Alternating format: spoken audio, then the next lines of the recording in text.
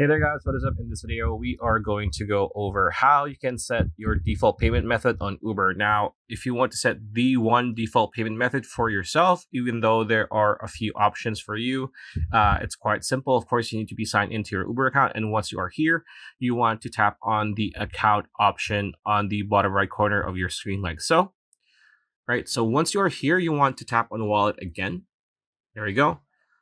So here, you will be able to tap on and select the preferred payment method to set it as active. Now, if you only have the one, because when you first start your Uber account, you're going to see here under payment method. So as you can see, add payment method. If you tap on this, you're going to have a few options. You have gift cards, credit or debit card, and you're going to have for cash, right? Cash app, right?